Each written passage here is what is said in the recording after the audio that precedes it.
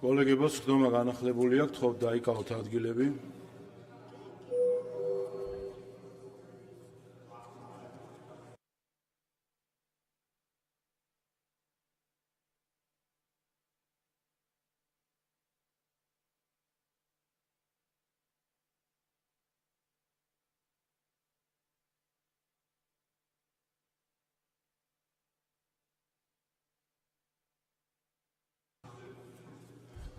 კოლეგებო, თხოვთ დავამტკიცოთ განახლებული დღის წესრიგი. მადლობა. განვიხილავთ კანონ პროექტებს. ზოგადი განათლების შესახებ განსაცვლელობა მესამე მოსმენით მოხსენებელი განათლების მეცნიერებისა და ახალგაზრდობის მინისტრის მოადგილე ქალბატონი თამარ მახარაშვილი.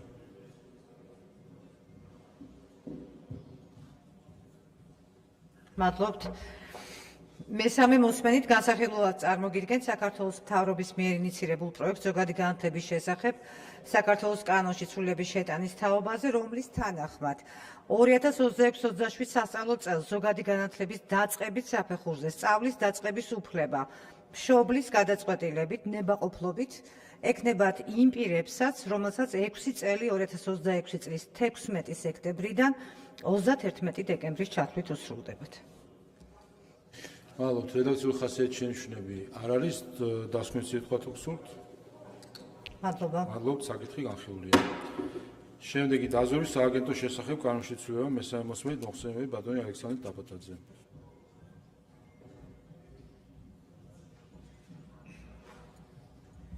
მესამე მოსმენით დაჩქარებული წესით წარმოგიდგენთ დაზვერვის სააგენტოს შესახებ კანონში კანონ პროექტს. მესამე მოსმენით რედაქციული ხასიათის შენიშვნები არ განხორციელებულია. მადლობთ. რედაქციული ხასიათის შენიშვნები არ არის. ამავე პაკეტში საქართველოს სახელმწიფო უსაფრთხოების სამსახურის შესახებ კანონის ცვლილება მესამე მოსმენით. აღნიშნულ კანონშიც რედაქციული ხასიათის ცვლილებები არ არის. ბატონო, შენიშვნებიც არ არის. დასკვნის სიტყვა თუ გსურთ? არა, მადლობთ. მადლობთ, საკითხი განხილულია. შემდეგი ადამიანის სიცოცხლე და მისი კომპონენტების ხარისხის და უსაფრთხოების შესახებ კანონის ცვლილება მესამე მოსმენით მოხსენებელი ოკუპირებულ ტერიტორიებიდან დევნითა შრომის ჯანმრთელობისა და სოციალური დაცვის მინისტრის მოადგილე ქალბატონი ირინე წაკაძე.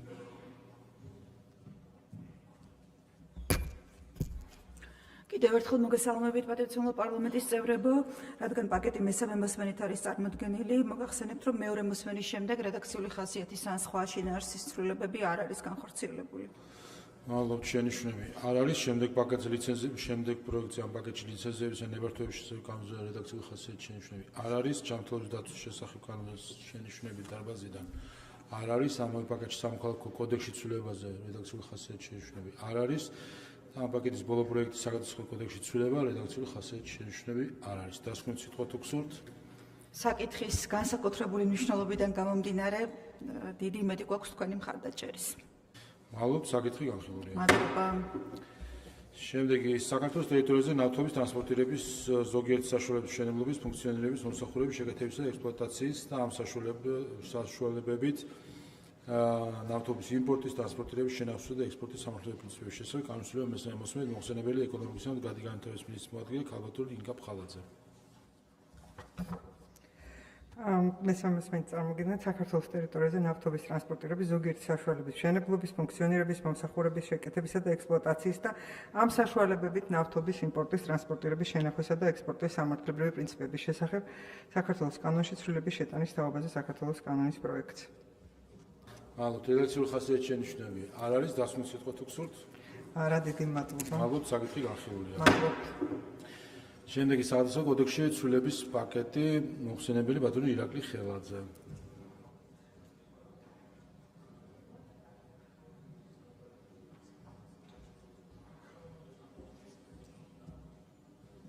მადლობა.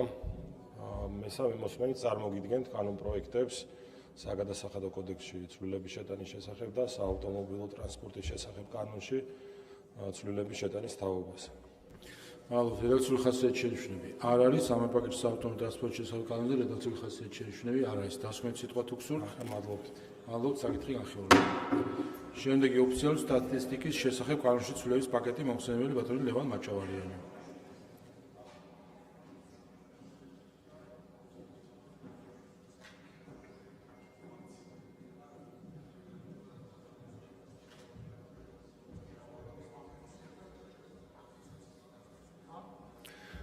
კიდევ მოგესალმებით, მესამე მოსმენით წარმოგიდგენთ საქართველოს კანონის პროექტს ოფიციალური სტატისტიკის შესახებ საქართველოს კანონში ცვლილების შეტანის თაობაზე და საქართველოს პარლამენტის რეგლამენტის პროექტს საქართველოს პარლამენტის რეგლამენტში ცვლილების შეტანის შესახებ. მადლობთ. რედაქციული ხასიათის შენიშვნები არ არის ამ პაკეტში პარლამენტის რეგლამენტთან დაკავშირებით რედაქციული ხასიათის შენიშვნები დარბაზიდან. არ არის დასკვნით სიტყვა თუ გსურთ? არა, მადლობა. მადლობთ, საკითხი განხილულია. შემდეგი კორუფციის წინააღმდეგ ბრძოლის შესახებ კანონმდებლობა მესამე მოსმენით მოხსენებელი ბატონი იოსებ ჯორბენაძე. მადლობთ. მესამე მოსმენით წარმოგიდგენთ დაჩქარებული წესით კორუფციის წინააღმდეგ ბრძოლის კანონში ცვლილებებს.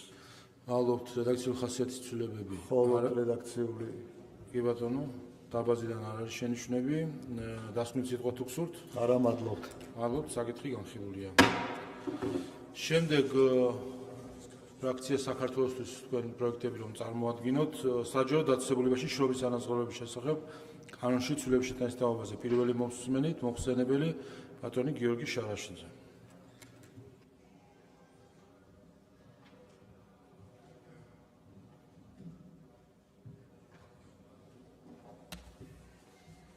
მოგესალმებით, სანამ ჩვენს საკანონმდებლო ინიციატივას წარმოგიდგენთ, არ შემიძლია არ გამოვეხმაურო ახლოს საათებში გავრცელებულ ძალიან შემაშფოთებელ ინფორმაციას, რაც უკავშირდება მიუსაფარი ცხოველების ძაღლების შესაძლო ნეიტრალიზების ფაქტებს.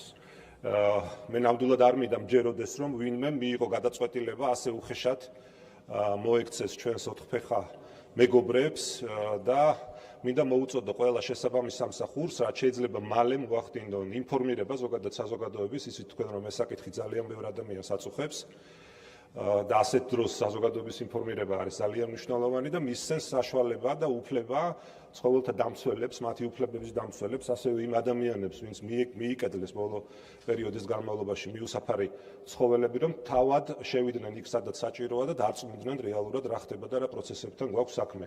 ძალიან ბევრი ვიდეო ვრცელდება, ლაივ ჩარტი ვრცელდება, ჩვენთანაც შემოვიდა ძალიან ბევრი შეტყობინება, განსაკუთრებით გორსა და ზუგდიდში ამ ფაქტებთან დაკავშირებით და მინდა კიდევ ერთხელ მოუწოდო ყველა შესაბამის სამსახურს, რომ რაც შეიძლება მალე გაავრცელონ ინფორმაცია თუ რეალურად რა პროცესებთან გვაქვს საქმე. რაც შეეხება ჩვენ საკანონმდებლო ინიციატივას. რა თქმა უნდა, თავიდანვე გეტყვით, რომ ეს ეხება ორ კანონში ცვლილების შეტანას. პირველი ეს გახლავთ საჯარო დაწესებულებაში შრომის ანაზღაურების შესახებ კანონი და მეორე ეს გახლავთ საქართველოს შრომის კოდექსში შესატანი ცვლილება და ამ ცვლილებების მიზანი არის ძალიან მნიშვნელოვანი. ბატონი ერთწუთით ცალ-ცალკე უნდა გამოიტანოთ ორი სხვადასხვა. ცალ-ცალკე გამოვიტანთ, უბრალოდ ანოტაცია და мотиваცია ორივე კანონის შემთხვევაში არის იდენტური და ამიტომ იმისათვის რომ დეპუტატებს გქონდეთ ზუსტი ინფორმაცია, მინდა დეტალურად მოგახსენოთ ჩვენი мотиваცია ამასთან დაკავშირებით. მოგახსენებათ, საქართველოში მინიმალური ხელფასი არ არის ოფიციალურად დაწესებული. დღეს მოქმედებს სრულიად არაადეკვატური საკანონმდებლო ნორმა, ჯერ კიდევ 1999 წლიდან, რომელიც ითვალისწინებს კერძო სექტორში მინიმალური ხელფასის განსაზღვრას 20 ლარის ოდენობით.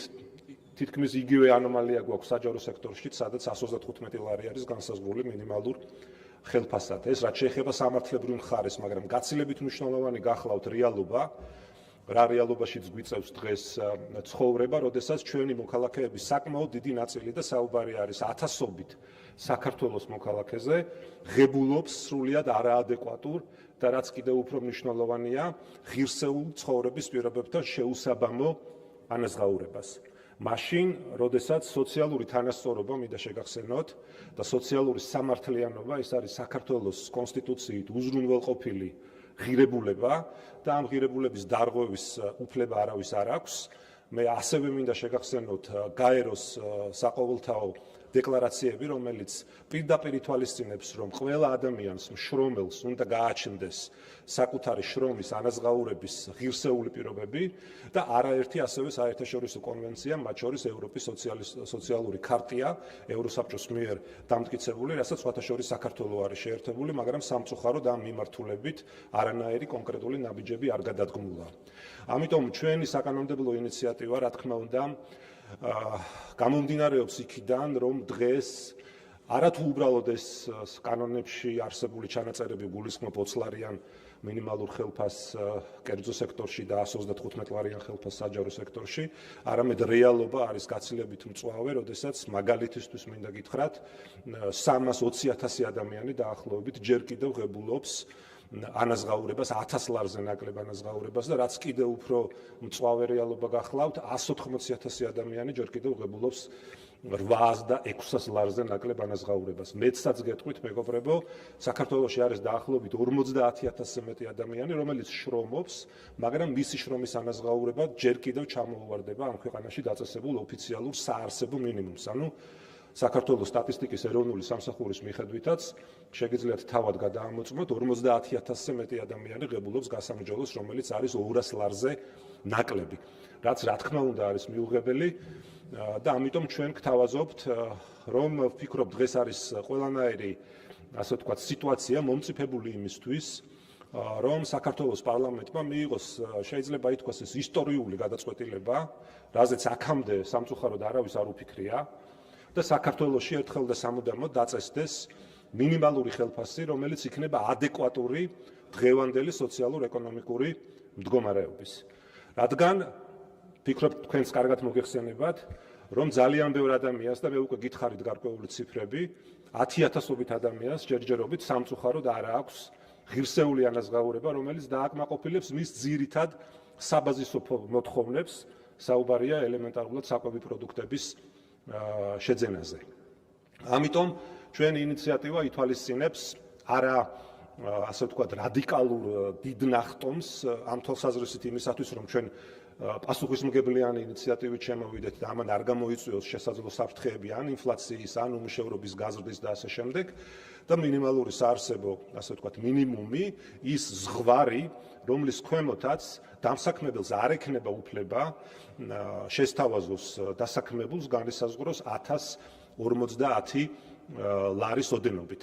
სიმართლე გითხრათ, მას შემდეგ რაც ჩვენ ამ კანონპროექტზე მუშაობა დავიწყეთ, იმდენად სწრაფად იზრდება საქართველოში ფასები ყველაფერზე და აგერ გუშინ სულ ახლახან გავიგეთ, რომ ელექტროენერგიის ფასიც უკვე 30%-ით 20-დან 33%-მდე იზრდება, რაც საკმაოდ დიდი დარტყმა იქნება ჩვენი მოსახლეობის ძალიან დიდი ფენებისთვის. აღარ ვსაუბრობ ფასების ზრდას სასურსათო პროდუქტებზე, ჯანდაცვაზე და ასე შემდეგ. სიმართლე გითხრათ, ეს ნორმაც უკვე ვეღარ შეიძლება აკმაყოფილებდეს დღევანდელ მოცემულობას, მაგრამ მე მგონი დასაწყისისთვის ეს 1050 ლარიანი მინიმალური ზღვარი, მინიმალური ხელფასი იქნება საკმაოდ ადეკვატური და რაც მთავარია, მოემსახურება ამ ქვეყანაში სამართლიანობის პრინციპს, რომ ყველა ადამიანი იყოს დაცული, ასე ვთქვათ, ექსპლუატაციისგან და ძალიან ხშირია ისეთი შემთხვევა, როდესაც იმ პირობებში, როდესაც სახელმწიფო არ აკონტროლებს და არ უზრუნველყოფს ამ ქვედაზღვარის დაწესებას, იგივე კერძო სექტორი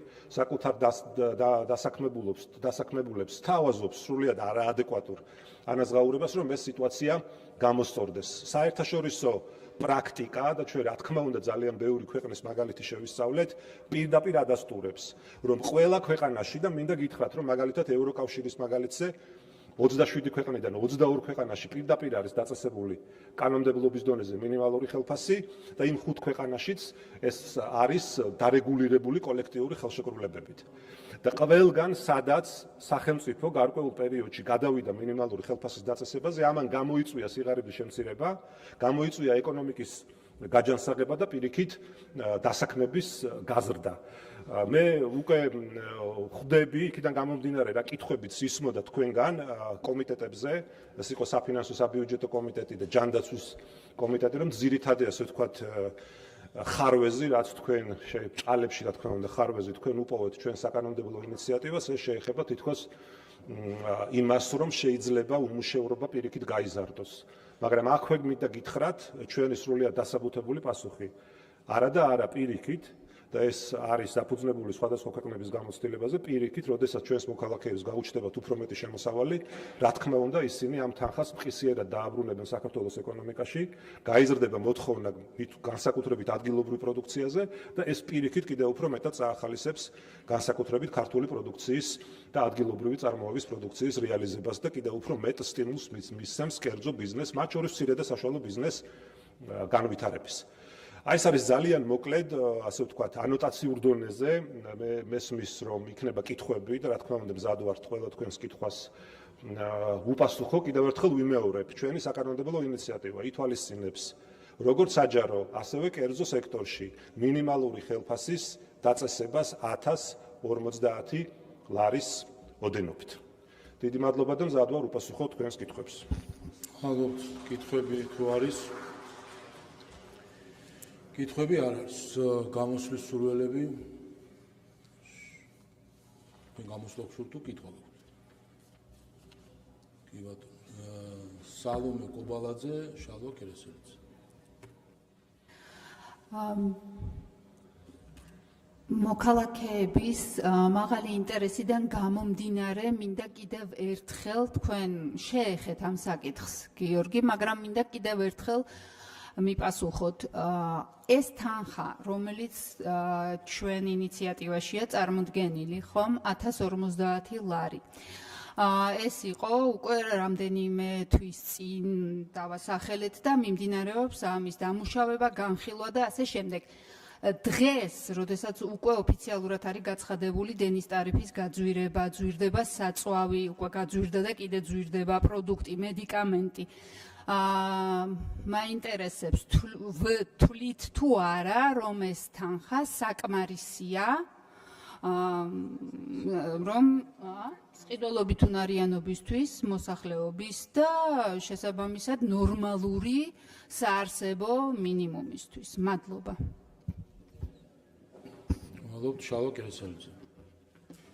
მინიმალური ხელფასის საკითხი მისი აქტუალობიდან და მნიშვნელობიდან გამომდინარე ზეპარტიულ საკითხს რო წარმოადგენს, ალბათ დამეთანხმებით ბატონო გიორგი და ყველა, რომ აქ სადაო არაფერი არ არის. სწორედ ამიტომ ძალიან მარტივად, საქმიანად და გასაგებად, რაზეც თქვენ ისაუბრეთ, კიდევ ერთხელ რომ განმარტოთ. ანუ დღეს საქართველოში პირველი 340,000-ია დაახლოებით კერძო და საჯარო სექტორში, ვინც 1000 ლარზე ნაკლებ ხელფასს ღებულობს. მათ შორის ამ 340,000 კაციდან 100,000 ადამიანია, რომელიც საჯარო სექტორშია დასაქმებული და 1000 ლარზე ნაკლებს ღებულობს. ამიტომ აქედან გამომდინარე, ის ვნებათა ღელვა, რაც არსებობს ხელისუფლების მხრიდან 100,000 კაცზე საჯარო სექტორში, ვინც არის დასაქმებული, პრაქტიკულად არ არსებობს იქ უმუშევრად დარჩენა და ასე შემდეგ და ასე შემდეგ. ამიტომ ამ საკითხის გადაწყვეტა ალბათ საკამათო არაფერი არ არის, რომ საჯარო სექტორში თავისუფლად არის შესაძლებელი, რომ ეს კანონი გავრცელდეს და 100,000-მა კაცმა, ვინც საჯარო სექტორშია დასაქმებული, 1000 ლარზე 1050 ლარი ხელფასი მიიღოს. რჩება აქ ერთადერთი საკითხი, ხელისუფლების ნება, რომელიც ნებაც ჯერჯერობით არ არსებობს.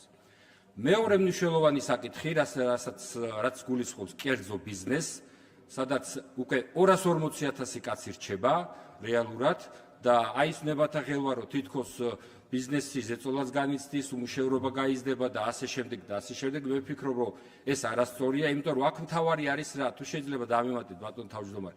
მთავარი არის რა, შევთანხმდეთ პრინციპზე და მიდგომებზე. შევთანხმდეთ იმასთან დაკავშირებით, რომ საქართველოში მინიმალური ხელფასი აუცილებლად უნდა გაიზარდოს და მინიმალური ხელფასი უნდა დაწესდეს 1050 ლარი და არ უნდა იყოს 20 ლარი შევადრაძის დროინდელი ხელისუფლების მიერ დაწესებული. ამაზე თუ შევთანხმდით საქართველოს პარლამენტთან, ხო? უკვე ყველაფერი გადაწყვეტადია და გაკეთებადია. სექტორული მიმართულებით შეიძლება წავიდეთ და განვიხილოთ დარგობრივი მიმართულებით, განვიხილოთ დროის კუთხით, განვიხილოთ საათობრივი ანაზღაურების კუთხით. კითხვის ფორმულირება რო გააკეთოთ, რომ მოხსენებელმა პასუხი გასცეს. ანუ გამოსვლა თუ გინდათ, მერე გამოდით, რომ კითხვის ბატონო 33 და ასევე ამასთან ერთად შეიძლება გეგმას გაკეთდეს, მაგალითად დავიწყოთ საფინანსო სექტორიდან, სადაც ყველაზე მარტივად არის ეს პრობლემა გადასაწყვეტი, შემდეგ აგრარული სექტორი და ასე შემდეგ. ასევე ფინანსურათაც არ არის აქ რეალურად პრობლემა. ამიტომ აქედან გამომდინარე, რჩება მხოლოდ და მხოლოდ ჩემი შეფასებით, თუ ვწდები მაშინ მითხარით, რჩება მხოლოდ და მხოლოდ პოლიტიკური ნება. პოლიტიკური ნება იმისა, რომ ვლადიმერ ბოჟაძე. მადლობა ბატონ თავმჯდომარე. ბატონ გიორგი, თქვენ რიცხვები დაასახელეთ და შემოსავლების სამსახურიდან გაქვთ ეს ინფორმაცია, რეალურად რამდენი საშემოსავლო გადასახდელის გადამხდელი იღებს არა მხოლოდ იმ მინიმალურ ხელფასზე თქვენ საუბრობთ, მაგალითად ასლარზე ნაკლებს 200-ზე, 300-ზე, თორემ რომ მე აქცენტი მათ შორის მინდა გავაკეთო ჩვენ არამედ ზოგადად მინიმალურ ხელფასზე, მათ შორის მინიმალურ საარსებო მინიმუმზე, რომელიც ასევე შესაბამისი მეთოდოლოგიით ითვლება, ეს მონაცემები რაც თქვენ დაასახელეთ შემოსავლების სამსახურს ეყრდნობა და იქნება თუ გაქვთ შაშლილი ეს ციფრები, უფრო დეტალური ინფორმაცია რომ მოგვაწოდოთ. მადლობ, კითხვები ამოიწურა, გისმენთ? კი ბატონო, მადლობა კითხვებისთვის, თუმცა ცოტა უფრო მეტ სიმართლე გითხრათ აქტიურობას ველოდი განსაკუთრებით მმართველის პარტიის წარმომადგენელი დეპუტატებისგან. იმდენად რამდენადაც ვფიქრობ, ეს არის უმნიშვნელოვანესი კანონპროექტი, რაზეც ჩვენ ვსაუბრობთ, მაგრამ რადგან თქვენ როგორც ჩანს არ გაწუხებთ ეს თემა, კი ბატონო. რაც შეეხება კითხვებს, ქალბატონი სალომე კობალაძის კითხვით დავიწყებ. რა თქმა უნდა არ არის საკმარისი 1050 ლარი. და აქ კიდევ ერთხელ მინდა გავაკეთო განმარტება, რომ ეს არის პირველ რიგში მინიმალური ზღვარი, რომლის ქვემოთაც არც ერთ დამსაქმებელს, არც საჯარო სექტორში და არც კერძო სექტორში არ ექნება უფლება საკუთარი თანამშრომელი ამუშავოს ამ თანხაზე ნაკლებად. რაც შეეხება მომავალს, რა თქმა უნდა, ჩვენი ინიციატივა ითვალისწინებს ამ ტარიფის, ამ ზღვარის გადახედვას, მუდმივ გადახედვას და კორექტირებას ინდექსაციის პრინციპით და ყველა განვითარებულ ქვეყანაში ასე ხდება. არ არსებობს მინიმალური ხელფასი, რომელსაც დღეს დავაწესებთ და 1 წლის შემდეგაც იგივე იქნება და რამდენიმე წლის შემდეგაც. ამიტომ აქ რა თქმა უნდა არის აუცილებელი ინდექსაცია იმისათვის, რომ ქვეყნის ეკონომიკურ-სოციალური მდგომარეობის გათვალისწინებით, ინფლაციის და ბევრი სხვა ეკონომიკური ფაქტორის გათვალისწინებით მოხდეს ზრდა მინიმალური ხელფასის.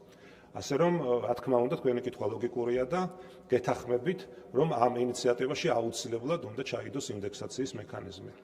რაც შეეხება ბატონი შალვას კითხვას და თან ეს ერთგვარი პოზიციაც იყო, რა თქმა უნდა, მეც დაგეთანხმებით იმაში, რომ ეს საკითხი არის თავიდან ბოლომდე პოლიტიკური ნების საკითხი. იმიტომ რომ ვერ ხედავ ვერანაირ წინააღმდეგობას და ვერანაირ პრობლემას იმასთან დაკავშირებით, რომ საქართველოში არ არსებობდეს მინიმალური ხელფასი. მით უფრო, როდესაც ჩვენი დათვლებით ეს არ გამოიწვევს არანაირ განსაკუთრებულ წნეხს სახელმწიფო ბიუჯეტზე, თქვენ საუბრობდით სახელმწიფო საჯარო სექტორში დასაქმებულ ადამიანებზე და მინდა გითხრათ, აი ორი მაგალითი შემიძლია მოგიყვანოთ და ნაწილობრივ ბატონი ლადოს კითხვასაც უპასუხებ ამით. პირველი ეს გახლავთ მაგალითად ჩვენი ექთნები ბატონ ლადო საჯარო სექტორში, რომელთა ანაზღაურება ჯერ კიდევ არ არის 700 ლარზე მეტი თუ არ ვცდები 20000-ზე მეტ ექთანზეა საუბარი. ასევე მინდა მოვიყვანო შემდეგი მაგალითი საბავშვო ბაღის თანამშრომლები და პედაგოგები, დაწყებითი აღზრდის დაწესებულებებს გულისხმობ, სადაც ასევე ხელფასი არის კიდევ უფრო დაბალი. და რა თქმა უნდა, ეს არავითარი პრობლემა არ უნდა იყოს პირველ რიგში საჯარო სექტორში ამ ადამიანების ხელფასის ზრდის და მინიმალური ხელფასის დაწესების, მაგრამ აქ ძალიან მნიშვნელოვანია ასევე კერძო სექტორი. და კიდევ ერთხელ ვიმეორებ, რომ კერძო სექტორისთვის ჩვენ როდესაც საუბრობთ მინიმალურ ხელფასზე, ყველაზე დიდი ანომალია, რაც ამ ქვეყანაში ხდება, მაგალითად, არის ის, რომ ყველაზე დაბალი ხელფასები და მართლაც დიდი ბოდიში, მაგრამ ყველაფერს თავის სახელი უნდა დაერქვას, აი მონური ექსპლუატაცია გვაქვს იმ კომპანიებში, რომლებიც კოლოსალურ მოგებებს ღებულობენ. და ეხლა განსაკუთრებით ბოლო პერიოდში მიმდინარე ამ კამპანია დავარქვათ თუ გნებავთ რეალური მცდელობაც, კი ბატონო, ამის იმედიც გამოვთქვათ, რომ თურმე კომისიების მუშაობით შეიძლება ფასები შემცირდეს. აი სწორედ ამ კომპანიებში, რომელთა მოგებები კოლოსალურია, ახალგაზრდები და არა მხოლოდ ახალგაზრდები დღე და ღამეს ათენებენ, 8 საათის ნაცვლად 16 საათი ამუშავებენ, ზეგანაკვეთურზე ამუშავებენ, ერთი ფუნქციის ნაცვლად 10 ფუნქციას ანიჭებენ. და ამის ბოლარე ოპერატორიც არის, დამლაგებელიც, მენეჯერიც და 4-5 სხვა თანამშრომლის ფუნქციები აქვს შეთავსებული და ამ ადამიანების ხელფასიც არის დაახლოებით 750 ლარის ფარგლებში. და თუ ბიზნესს სოციალური პასუხისმგებლობა უნდა კონდეს და ასე ვთქვათ, ადგეს და მაგალითად სახელმწიფოს ჩარევით ფასები უნდა შეამციროს, რაც კარგად ხედავთ, რომ არარეალური პერსპექტივაა, მაშინ რატომ არ შეიძლება ასევე იგივე ბიზნესს კონდეს სოციალური პასუხისმგებლობა და საკუთარ დასაქმებულს შესთავაზოს ღირსეული ანაზღაურება. და კიდევ ვიმეორებ, როდესაც ბიზნესია საუბარი და თითქოს იმაზე, რომ თქვენ რაღაც განსაკუთრებით გაწუხებთ ბიზნესის ბედი, პირველ რიგში ეს ეხება სწორედაც იმ ბიზნესებს, რომელსაც ამის არავითარი პრობლემა არ აქვს.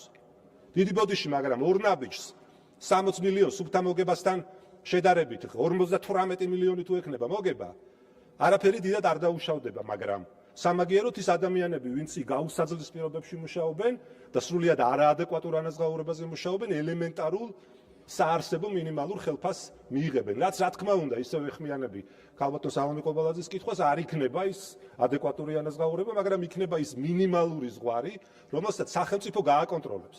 და სახელმწიფო არის იმისთვის, რომ გააკონტროლოს რამდენად სამართლიანად ხდება საკუთარი მოქალაქეების შრომის ანაზღაურება ამ ქვეყანაში.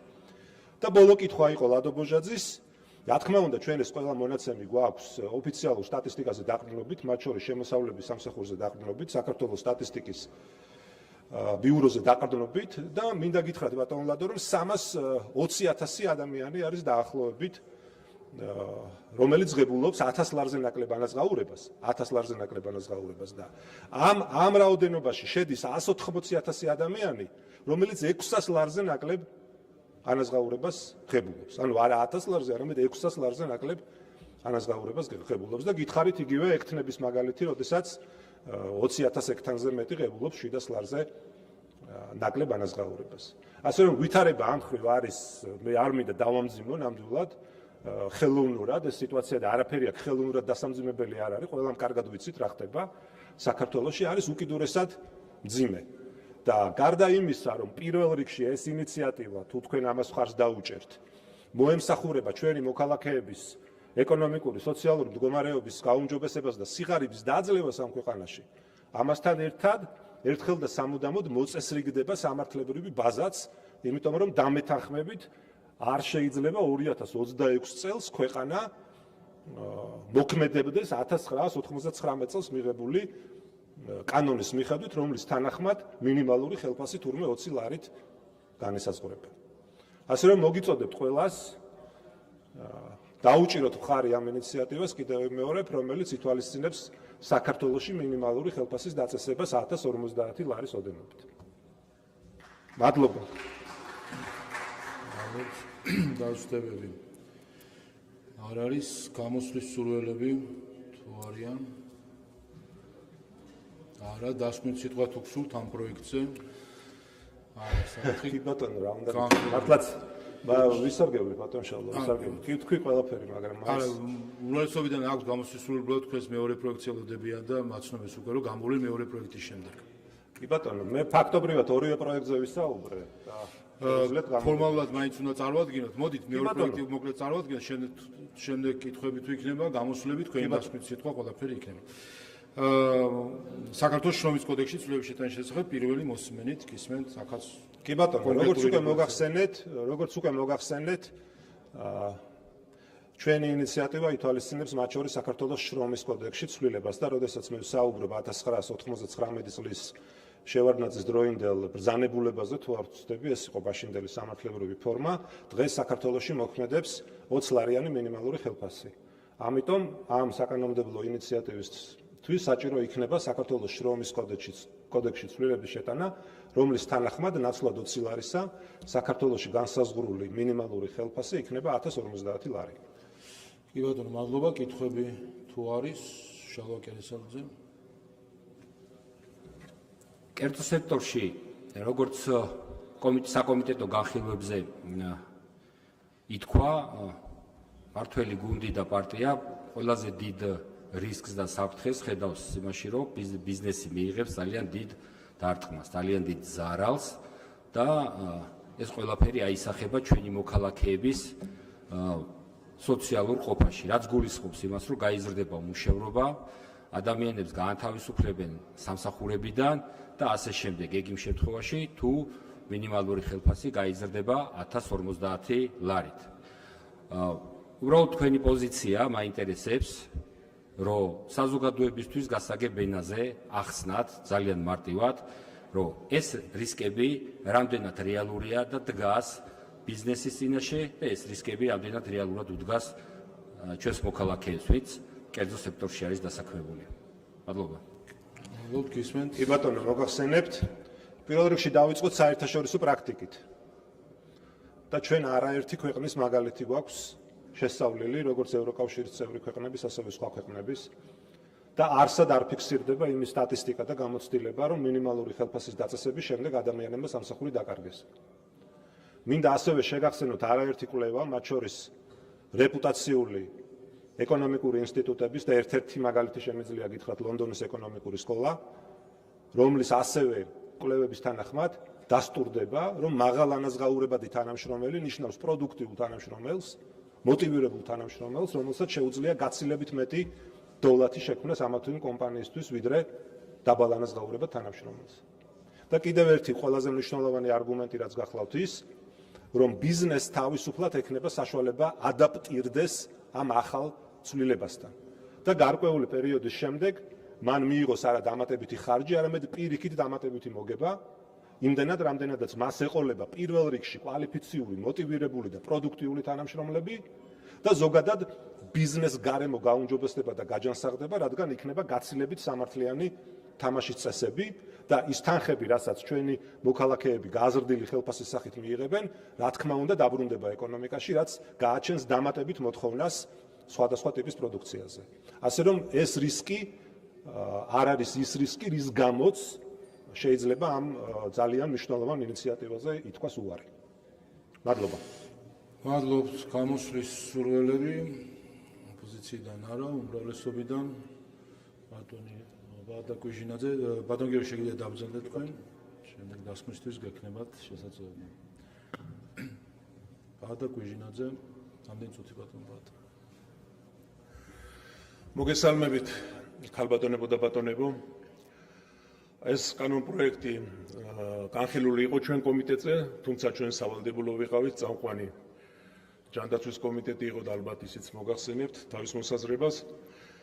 მე გეტყვით მოკლედ ჩემი აზრით გასაგებად, თუ რატომ არ დაუჭირეთ ხარი ამ კანონპროექტს. დავიწყოთ იმით, რომ ევროპაში აქ უკვე ითქვა, არის ქვეყნები, სადაც არის ეს ზღვარი მინიმალური ხელფასის, არის ქვეყნები, სადაც არ არის. მაგალითად, საფრანგეთში, ბელგია, ნიდერლანდები, გერმანია ეს ზღვარი არის დაწესებული. მაგრამ მაგალითად იტალიაში, ავსტრია, შვედეთი, ფინეთი ეს ზღვარი დაწესებული არ არის. ამით რა მინდა ვთქვა? მინდა ვთქვა, რომ ეს არ არის მარტივი საკითხი. ეს არის ურთულესი საკითხი და თვითონ ევროკავშირმაც კი, რომელიც პომიდორი და კიტრი რამხელა უნდა იყოს, იმასაც კი საზღვრავს, ეს საკითხი დირექტივით ვერ გადაწყვიტა. ანუ ეს არის საკამათო, სადაც არის მიღებული ეს ზღვარი, იქაც სულ დავა არის, რამდენი უნდა იყოს, როგორ უნდა იყოს და რა არის. ამით რა მინდა რომ ვთქვა, რომ მე იმას გქონებ, რომ არ უნდა გავაკეთოთ მინიმალური ზღვარი. შეიძლება ესეც იყოს, შეიძლება ასეც იყოს. თავარია რომ ამას უნდა კარგი შესწავლა. ჩვენი პრეტენზია ზუსტად ამაზე იყო, რომ ეს იყო აბსოლუტურად მოუმზადებელი, აი კატეგორიულად მოუმზადებელი კანონპროექტი. და რატომ იყო კატეგორიულად მოუმზადებელი და აი ძალიან სუსტი კანონპროექტი, რამოდენიმე მაგალითს მოგიყვანთ, ბევრ დროს არ ზაგართვით. პირველი თვითონ ბრძანებენ, რომ მილიარდი, მიდან გამოიყვანეს საშემოსავლო გადასახადიდან, მილიარდი დაუждდება კერძო სექტორს ამ კანონპროექტის მიღებაო, ანუ ხელფასების მომატებაზეა საუბარი. აქ ჯერა ვინმეს რომ ამ მილიარდს გადაიხდის ბიზნესი მთლიანად, ანუ შეამცირებს ამ ხალხს, ხო? ჩვენ გვქონდა ამის წარე გაკვეთილი, როდესაც ერთ სფეროზე მივიღეთ, რომ ამაზე დაბალი არ იყოს ხელფასი თქო და გაუშვეს ხალხი, გახსოვთ ალბათ ყველას, ხო? ანუ რა გარანტია, რა ვინმე თქვა, რომ აი დაილაპარაკა კერძო სექტორს, შეისწავლა, გაარკვია, რატომ თქვა 1000 და არ 1500 ან 500. აი რატომ თქვა, მაინც 1000. არ აქვს რია, რომელიც უნდა ახდეს ასეთ კანონპროექტს, ასე მნიშვნელოვან კანონპროექტს, რომელიც ამდენ ხალხს ეხება და ასეთი რთულია, რომელიც ევროპამაც ვერ გადაწყვიტა და საერთო აზრი არ აქვს. აი არ არის ასეთი რამ გადაწყვეტილება, რომ თქვა, რომ კი შევისწავლეთ, კი შეიძლება 1000 კაცი დარჩეს უმუშევარი ან რაღაც. მეორე ყველაზე კარგად, რომ ეს კანონი მოუმზადებელია, ნახეთ, იმ დონეზდაც კი არ გააკეთეთ, მეგობრებო. ვცდილობ რომ ვისაუბრო ისე რომ რაღაც ხერხულად არ ჩაგავთ. ისიც კი ვერ გააკეთეთ, თელი თვეა ეძახით რომ 3 თვეა რომ 1000 ლარიანი ზღვარი და სინამდვილეში გამოგივიდათ 1050 კერძო სექტორზე და 1200 გამოგივიდათ სახელმწიფოსგან დასაქმებულებზე. აი ესეც ვერ გააკეთეს. ამ წუთში თქვენი კანონით 1050 არის კერძო სექტორი და 1200 არის საჯარო სექტორი. ეს აღარ ნორმალურია? უფრო მეც გეტყვით კიდევ იგივე თემაზე. დაფიქსირებული არის კერძო სექტორში 1050 და საჯარო სექტორში ყოველ წელიწადს თუ მოიმატა ხელფასები როგორც უნდა გახდება 1400, 1600 და შეიძლება ჩვეულებრივ ხელფასებს გადაასწროს მინიმალური. ეს აღარ ნორმალურია? შემდეგ კიდევ ერთ მაგალითს მოვიყვან. არ არის დაფიქსირებული საათობრივი საკითხი. ანუ ადამიანი ვინც მაგალითად კვირაში მუშაობს 2 საათს, ხო არის ამნაირი სპეციალურად შეიძლება მოვიდა და მე არ გავამბობ მაღალ კვალიფიციურ კადრებს. აი მოვიდა კვირაში ერთჯერ მოდის და ასუფთავებს და წავა, ხო? არ რაღაცავს შეამსებს არ რაღაცა. შეიძლება იმანაც მიიღოს იგივე, რაც უნდა მიიღოს, თქვათ ყოველდღე 8 საათს მუშაობს, შეიძლება ერთნაირი ხელფასი ქონდეს? არ უნდა იყოს ეს საათობრივზე მიმბული? შეიძლება ამნაირად. არა გაქვთ სულ წაიკითხეთ და ნახავთ, მაგას გეუბნებით რომ არა გაქვთ. არა გაქვთ კიდევ ერთი გეუბნებით, იმან იცის და არ იღებს ხმას და თქვენ წაიკითხეთ და მიხვდებით. შემდეგ რაც შეეხება შემდეგ საკითხს. რაც შეეხება შემდეგ საკითხს, ესე იგი, აქ ბევრი შემიძლია ჩამოყალიბო ერთ სიტყვი კიდევ. ასეთი ხელფასები, სადაც არის საათობრივს თუ არ გავითვალისწინებთ, ეს არის ძირითადად ადგილობრივი თვითმმართველობა. როდესაც ასეთ კანონს იღებთ, აგერ ბატონი შალვა აგზანდება თუ არ ვიცით, ამეთანხმება იცის ადგილობრივი თვითმმართველობები. ძალიან შეზღუდული არიან თანხებში. იცით, მათი ძირითადი შემოსავალი არის ბღგ-ს 19%. თავიანთი შემოსავლები ძალიან წერი აქვთ რა. და როცა ამ კანონს მივიღებთ, ეს მთლიანად გადავა ადგილობრივ თვითმმართველობაზე, იმიტომ რომ იქ არის ასეთი დაბალი ხელფასები თუ არის. სახელმწიფო სტრუქტურებში ასეთი ხელფასები თითქმის არ არის. და ამ შემთხვევაში რა შვებით თქვენ? რო არ მოაყოლეთ სხვა კანონი, თქვათ ეს ბღგ გავზარდოთ, ან მოგების გადასახადი დარჩეს, ან რაღაც ამნაირი. მაშინ თუ პირდაპირ მივიღებთ, ახლა რომ მოგვიწოდებთ რომ მივიღოთ, მაშინ ეს ხალხი უნდა წავიდეს, იმიტომ რომ გაუშვათ სახლში, იმიტომ რომ არ არის საშუალება ადგილობრივ თვითმმართველობას არ აქვს არანაირი წყარო, ეს ყველაფერი გადაიხადეს. და ასე მინდა შემიძლია კიდევ გავაგზავნო სხვა შორის დასკვნა შემიწერია და თუ სურვილი აქვს ვინმეს ნახავს. მაგრამ მე დროს არ წაგარდენ დებს ორ საკითხზე მინდა კიდევ გავამახვილო ყურადღება. ამნაირი რო არ მოგივიდეთ კიდე მომზადებელი კანონპროექტის შემოტანა. თქვენ ეხლა თქვით რომ ეხლა კი არა, აქაც თქვით ტელევიზიებშიც ყველაფერი რომ 200 ლარით გინდათ გაზარდოთ პენსია. ეს პირველი არ ახარ თქვენ მასე იძახოთ და ნაციონალურ მოძრაობას, მერე მათგან გამოყოფილები, მერე ჩვენგან გამოყოფილები და ეს ტრადიციულია. თუმცა როცა ეუნებით რომ როგორ უნდა გავზარდოთ, მამას ვერ ამბობენ, ვერავინ რა უნდა გამოაკლონ. მაგრამ მე სხვა რამეზე მინდა გავამახვილო ყურადღება. ნახეთ, თქვენ ისევ იქ მიდიხართ, იმიტომ რომ ეგეც მომზადებელია, არ გაქვთ გააზრებული, რომ ბიუჯეტიდან ეძებთ, სად მოიძებნოს ის 2 მილიარდი თუ 200 ლარით გავზდეთ. და მე მინდათ ეხლავე რომ იცოდეთ და გასაგები იყოს რომ არ იწოლოთ ამ თემაზე, არც ერთ ქვეყანაში, ევროპაში, სადაც თქვენ იძახით რომ 1000 ევრო არის, რომლებიც 80 და მეტ წელია ნენელა კარგი ცხოვრებით მიაღწიეს ამ დონეს, არ გადის ბიუჯეტიდან პენსია. არც ერთ ქვეყანაში ბიუჯეტიდან არ ფინანსდება პენსიები. თუ გინდა გეტყვით მოკლედ როგორ ხდება. ეს ხდება შემდეგნაირად, იქ არის ასეთი უძახიან ჩვენებურად რომ გადავთარგმნოთ სვეტები. პირველი სვეტი ეს არის, როდესაც სოლიდარობის ფონდს უძახიან, ბიუჯეტთან არაფერი კავშირი არ აქვს, როდესაც ეხლა მომუშავე ხალხი უხდის პენსიონერებს ფულს. ეხლა მომუშავე ხალხი. მაგალითად გერმანია მოყავთ ხშირად და საფრანგეთი მაგალითს გეტყვით. პირველი სვეტი, ანუ ძირითადი პენსია საიდანაც გაიცემა, მაგალითად გერმანიაში 9.3 არის უნდა გადაიხადო ხელფასიდან დასაქმებულმა და 9.3 უნდა გადაიხადოს დამსაქმებელმა. და ამით ფორმირდება საპენსიო ფონდი. საფრანგეთში 22%-ია, ორივე ერთად 10 და 12 და რაღაც. იტალიაში 30-ზე მეტია. და ასე შემდეგ. მეორე სვეტია ის, რაც ჩვენ გავაკეთეთ 18 წელში, როდესაც ადამიანი შეაქვს თავისი 2% უმატებს მეწარმე 2%-ს და 2-ს სახელმწიფო უმატებს და ამის ხდება გამომუშავება დამატებით, ჩადება სხვადასხვა აქციებში თუ ასე შემდეგ და კიდე იმუშავებს თანხაზე, როცა მოგიწევს პენსია, მაშინ იღებ ამ თანხას. ოღონ მაშინ იმასაც მინდა გავუსვა ხაზი, რაღაც გაუგებრობა არის ხოლმე. ეს პენსიები რაც არის, ეს რჩება, ამას არავინ არ ეხება და ამის ძევით გემატება ის თანხები, რაზედაც არის საუბარი. მესამე არის, რომელიც უმნიშვნელოა, მაგრამ არის ასეთი კერძო საპენსიო სააგენტოები, რომელიც მოქმედებს, მაგრამ ის არ არის პრინციპული. რაც შეეხება სახელმწიფოს ამ საქმეში, უმეტეს ქვეყნებში საერთოდ არ ერევა, უმეტესში არა, მაგრამ ნაწილ ქვეყნებში არ ერევა და ბევრ ქვეყანაში აფინანსებს მხოლოდ ისეთ საკითხებს, როგორიც არის, მაგალითად, თუ იყო ადამიანი უმუშევარი, თელი ცხოვრება რაღაცის გამო ანავად იყო, ან ციხეში იჯდა თუ არ ვიცი, ან რაღაც სხვა პრობლემები, აი სოციალურ საკითხებს აფინანსებს მარტო. სოციალურ საკითხებს ბიუჯეტიდან არც არ გადის. ერთადერთი სულ რამოდენიმე ქვეყანა არის, რომელიც ცოტათ ეხმარება ბიუჯეტიდან წმინდა კეთილი ნებით და იმასაც მერცმა განაცხადა, რომ დამთავრდა ეგ დრო სოციალური დახმარებები აქედან აღარ იქნება. ანუ ამით მინდა ვთქვა, რომ თუ ჩვენ ასეთ გადაწყვეტილებას მივიღებთ, რომელიც მე მეეჭობა სწორი კითხვა, იმიტომ რომ არ შეიძლება, რომ ადამიანმა, რომელიც მუშაობს ისედაც და დაბალი ხელფასი აქვს, რომ 9% გადაიხადოს და დამსაქმებელს პრაქტიკულად იგივე გადასახადია, მაშინ შეიძლება ძალიან სწრაფად მოიმატოს ამ პენსიამ. წინააღმდეგ შემთხვევაში ჩვენ რაც შეგვიძლია, რის საშუალებაც აქვს ქვეყანას, უმატებს პენსიას, თან როგორ არის ნახეთ 70 წელზევით პენსიის ფორმულა, ინფლაციას პლუს ეკონომიკური ზრდის 80%. ანუ ყველა ვარიანტი იქნება ინფლაციაზე მეტი. პლუს ეს მატულობს და ამასობაში ნენელა დაეწევა ეს გამომუშავებელი თანხები, რაც ჩვენ გვაქვს ყველა მოქალაქის და ვინც მუშაობს შეტანილი ამ საპენსიო სააგენტოში. ეს არის რაც მინდოდა მეთქვა, უბრალოდ ერთი არ შემიძლია რა ვთქვა, დილიდან უსმენ არა მარტო დღეს რომ ეს კორუფცია და გვაბრალებენ ყველას ჩვენ. იცით რა შესაძლოა მეგობრებო? კორუფცია ის კი არის, როცა ვინმეა დაკავებული. კორუფცია ის არის, რომ არავინ იღებს ხმას. მაგალითად, ჩვენ წინამორბედ ხელისუფლებაში, რომლებიც იძახოდნენ, რომ აი კორუფცია ჩვენთან არ იყო, ბოდიში გამოთქმაზე ცალცალი კალოშით რომ მოვიდნენ და ყველაზე რომ მაგრამ მილიონები წავიდნენ და მილიარდელები, ეს არის კორუფცია.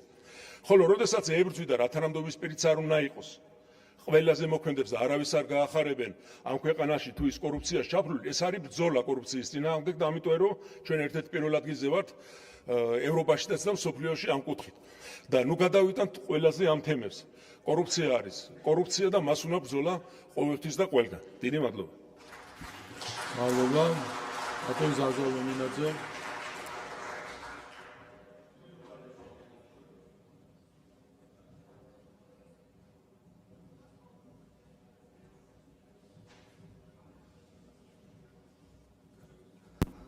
მოგესალმებით, ხალბატონებო და ბატონებო, მეც ჩემს წინამორბედთან ერთად შევეცდები ორივე კანონზე ვისაუბრო ერთობლივად. მოგეხსენებათ, ჯანმრთელობის დაცვის და სოციალურ საკითხთა კომიტეტი იყო წამყვანი ამ საკითხის განხილვაში და მინდა გითხრათ, რომ მნიშვნელოვანი განხილვა გაიმართა საკმაოდ დროის განმავლობაში, სადაც კომიტეტმა აი ამ ორივე კანონ პროექტს მხარე არ დაუჭირა. მე შევეცდები სოციალური ასპექტებით ვისაუბრო და რა თქმა უნდა ბატონ გიორგის სიტყვებს კვალდაკვალ ვიარო. მაქსიმალურად პირველი რაც უნდა ვთქვა, ეს არის რომ შრომის საერთაშორისო ორგანიზაცია რა თქმა უნდა აღიარებს მინიმალურ ხელფასს და ეს მინიმალური ხელფასი საერთაშორისო გამოცდილებით რა თქმა უნდა უმნიშვნელოვანესია სიღარიბის დაძლებისათვის, სოციალური უთანასწორობის დაძლებისათვის, მაგრამ იქვე შრომის საერთაშორისო ორგანიზაცია იგივე გაერო აღნიშნავს, რომ რა თქმა უნდა შესაძლებელია, რომ მინიმალური ხელფასის ან მედიანური ხელფასის დაწესებამ შეიძლება გამოიწვიოს ქვეყანაში ინფლაცია. იგივე გათვლებით დაახლოებით 10%-ით შუალედური მედიანური ხელფასის მომატებამ ქვეყანაში შეიძლება 4%-იანი ინფლაცია გამოიწვიოს. ეს ერთი რაც მნიშვნელოვანია. ჩვენ არ დავსვით შეკითხვებიო, არაფერს არ აკეთებთო გითხრა ჩვენ ოპონენტებმა. არა, ვაკეთებთ, ჩვენ ვიზამჩუნებთ ჩვენს ქვეყანაში სიმშვიდეც, გვაქვს ეკონომიკური ზრდა და ნახეთ გამოქვეყნებული, რომ თებერვლის თვეში 8.8% იყო ეკონომიკური ზრდა ქვეყანაში.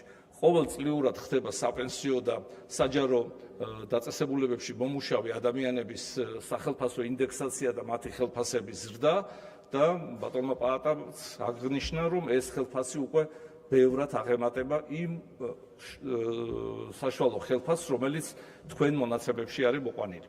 პირველი და მთავარი, რაც უნდა გავითვალისწინოთ აქ, ეს არის ის, რომ საერთაშორისო პრაქტიკა და იგივე ევროკავშირი გვაჩვენებს, რომ მედიანური და მინიმალური ხელფასის დაწესება, რაც ევროდირექტივაში იყო მითითებული, შედეგს უცებ არ იძლევა. მაგალითად, 60% მედიანური ხელფასის დაწესებამ ევროპის მხოლოდ ნახევარ ქვეყანაში იქნა მიღწეული და დანარჩენ ნახევარში, მათ შორის გერმანიის ჩათვლით, დღესდღეობით მხოლოდ 48%-ია მოგეხსენებათ და ვერ არის მიღწეული ის მინიმუმი, რაც ევროდირექტივამ დააწესა. არა მარტო აქ სხვა ქვეყნებშიც და არა მარტო გერმანიაში, იგივე საფრანგეთში, ესტონეთში, პრიბალტიკის ქვეყნებში ჯერჯერობით ვერ მიაღწიეს იმ ევროდირექტივის ნიშნულს, რომელიც არის მითითებული მინიმალური ხელფასის დაწესებით. რა გავაკეთეთ? გავაკეთეთ ის, რომ 2 წლის წინ დავაწესეთ მინიმალური ხელფასი იმ კლინიკების თანამშრომლებისთვის, ექიმების, ექთების, სანიტრებისთვის, რომელიც ჩართული არიან საყოველთაო ჯანდაცვის პროგრამაში. კი გვესმის, რომ ეს არის საკმარისი და ყოველწლიურად პარლამენტი მთავრობასთან ერთად ვაყენებთ ახალ ინიციატივებს, რათა ეს ხელფასი მათი იყოს გაზრდილი შესაბამისობაში მოყვანილი ფასებთან. მთელ მსოფლიოში არის ინფლაციური პროცესები, იცით რომ საომარი ვითარება ჩრდილოეთით, სამხრეთით, მიუხედავად ამისა, ჩვენ უკვე მე-5 წელია ყოველწლიურად ვაკეთებთ ჩვენი სახელმწიფო მოხელეების სახელფასო ანაზღაურების მატებას, ისევე როგორც საპენსიო ინდექსაციას. თუ ჩვენ ერთობლივად მოვახდეთ და დავაწესებთ ხელფასს, რომელიც იქნება და ამ გათვლებით, რასაც თქვენ გვეუბნებით 1050 და 1200 ლარს, ეს მედიანური ხელფასით გაცილებით მეტია, რაც შეუძლებელი იქნება, რომ გადაიხადოს, განსაკუთრებით ეს შეეხება მუნიციპალიტეტებში. ალბათ იცით თქვენს, ბატონო გიორგი, რომ მუნიციპალიტეტებში საშემოსავლო გადასახადები არ რჩება და მიდის ცენტრალურ ბიუჯეტში. ამიტომ ვერც ერთ მუნიციპალიტეტს არ ექნება იმის საშუალება, რათა გასცეს ის ხელფასი, რომელზეც თქვენ ბრძანებთ. ასევე კიდევ ერთი უმთავრესი პრინციპი, რომ როდესაც კერძო ბიზნესებს საუბრობთ და თუ ჩვენ მათ დაუწესებთ იმ მინიმალურ ხელფასს, რომელიც მისთვის ვერ იქნება მისაღები, ის შეეცდება ან გაანთავისუფლოს თანამშრომელი, ან ახალი თანამშრომელი ვერ აიყვანოს იმის საშიშროებით, რათა ვერ გასცემს მინიმალურ ხელფასს. ეს არის სოციალური დიალოგი, რომელსაც ჯამშრომის საერთაშორისო ორგანიზაცია და გაერო აუცილებლად ითხოვენ, რომ მინიმალური ხელფასის დაწესებამდე უნდა მოხდეს სოციალური დიალოგი, რომელშიც შევლენ მთავრობის წარმომადგენლები, რომელშიც შევა დამსაქმებელი და დასაქმებული.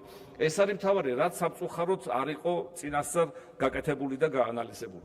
კიდევ ერთი ფაქტი, იმ 100,000 სახელმწიფო მოხელისგან, რომელიც თქვენ ბრძანეთ და ამბობთ, რომ იღებენ მინიმალურ ხელფასზე ნაკლებ ანაზღაურებას, აქ შესაძლოა იყოს ის ადამიანები, რომელიც ასრულებენ ერთდღიან, შეიძლება არიან ხელშეკრულები და ერთკვირიან ხელშეკრულებაზე. აქაც ამ თქვენ კანონებში ეს ანალიზი ჩვენ კომიტეტზე განხილვისას იცით, რომ ვერ დავინახეთ. ამიტომ ჩვენი კომიტეტის სახელით მოგიწოდებთ კიდევ ერთხელ თანამშრომლობისთვის, რაცა გაიმართოს ის სოციალური დიალოგი და მთავარი არის ის, რომ აქ მთავრობის ჩართულობა და დამსაქმებლის და დასაქმებულის არის უმთავრესი პრინციპი. ამავე დროს შეგახსენებთ საქართველოს კონსტიტუციის 66 მუხლის მე-4 პუნქტს, სადაც ცვლილებები მიმდინარე წლის ბიუჯეტში შეიძლება მოხდეს მხოლოდ მთავრობასთან შეთანხმებით, ხოლო მომავალი წლის ბიუჯეტის ცვლილებების აუცილებლად მთავრობასთან უნდა იყოს შეთანხმებული ან წარმოდგენილი იმ ერთიან პაკეტში, რომელსაც მთავრობა წარუდგენს პარლამენტს საანგარიშო წლის ბოლოს. ამიტომ მე მგონია, რომ სამუშაო გვაქვს ერთობლივად, კარგია, რომ ამ ინიციატივით გამომოხვედით, ჯანმრთელობის დაცვისა და სოციალური საკითხების კომიტეტი მზადაა თანამშრომლობისთვის ამ საკითხებთან, ამ საკითხებზე, ოღონდ რა თქმა უნდა, ერთობლივი, სწორი, პოლიტიკური და არა პოპულისტური მიდგომით. მადლობა ყურადღებისთვის. მადლობთ. დასმის სიტყვა თუ გსურთ, ბატონ გიორგი?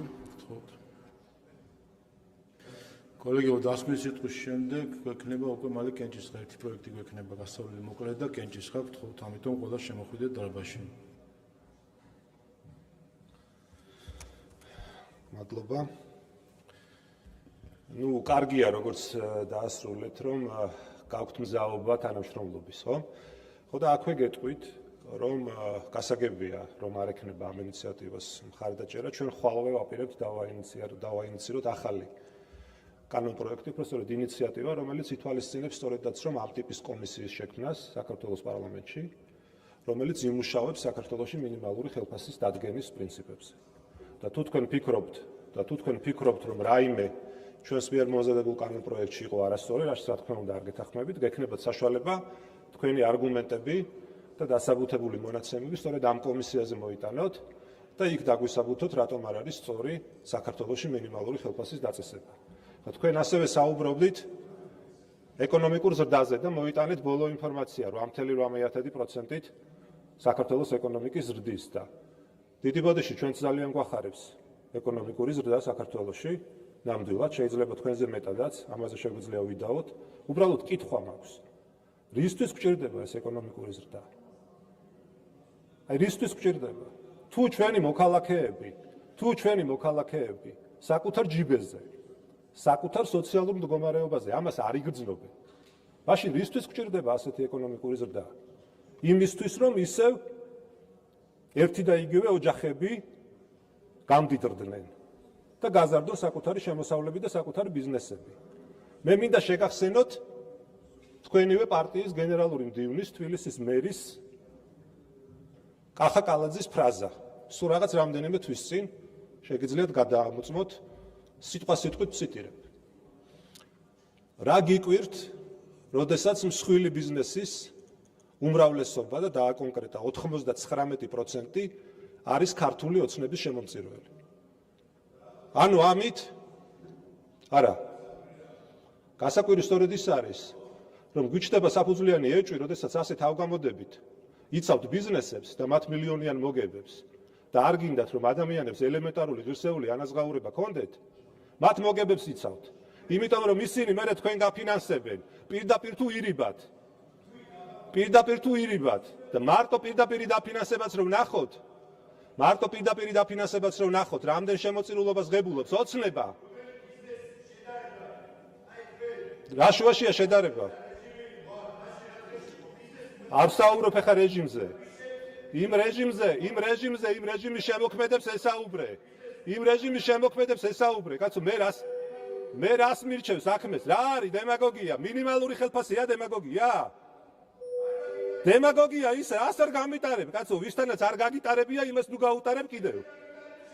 ხო და ეხა ძდილობა იქონიე. და ეხა რეჟიმის დანაშაულებზე მე რას მელაპარაკები? ელაპარაკე იმ რეჟიმს. გარეშე გთხოვთ საუბარი არის. და მე გელაპარაკები ადამიანის ღირსეულ ცხოვრებაზე, რომელიც უნდა იყოს გარანტირებული ამ ქვეყანაში და ამაზე პასუხისმგებლები თქვენ ხართ. თითეული თქვენგანი. სადე, აბა როგორ არ გამიტარო, მიდი კიდევ ერთხელ. ხო და აი ნახოთ.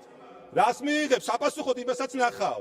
ძალიან ბევრ რამეს არ ვიცოდეთ მაინც. ხო და ამაშია ზუსტად საქმე. რომ თქვენ რეალურად ამ ინიციატივის ჩაგდებით, ის მაინც გეთქვათ მართლაც, რომ შეიძლება კი ბატონო რაღაც ხარვეზია, უფრო სამუშაოა, ინფორმაცია მოსაძიებელი და ასე შემდეგ.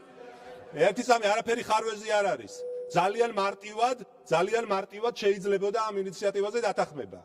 ძალიან მარტივად. ეს არ არის არანაირი დიდი წნეხი ბიუჯეტისთვის და არც კერძო სექტორისთვის. მაგრამ თქვენ არ გაწყობთ. მე პირდაპირ გეტყვით, რომ თქვენ არ გაწყობთ კერძო სექტორს ოდნავ მაინც შეუმცირდეს მოგება, იმიტომ რომ ის მოგება ნაწილობრივ მერე თქვენთან მოდის. და გაზრდილ ფასებზე რო საუბრობთ, ისიც გახსოვდეთ, რომ პირდაპირ თუ ირიბი გაგებით, სწორედ პარტია ქართული ოცნება ზის იმ ფასების წილში. იმიტომ რომ იმ ბიზნესების კოლოსალური მოგებები მერე თქვენთან მოდის თქო გეუბნებით, გნევავთ ოფიციალურად და გნევავთ არაოფიციალურად, ასეა ეს. და გაზრდილ ფასებზე თუ ვინმე არის პასუხისმგებელი, პირველ რიგში ხართ თქვენ. თქვენი არასწორი სოციალურ-ეკონომიკური პოლიტიკის გამო. და რეალურად რა მივიღეთ? მე ნამდვილად არ მიკვირს და როგორ გითხრათ, არ მაქვს არაფერი საწინააღმდეგო ამ ქვეყანაში ძლიერი ოჯახების და მდიდარი ადამიანების და თუნდაც მილიონერების.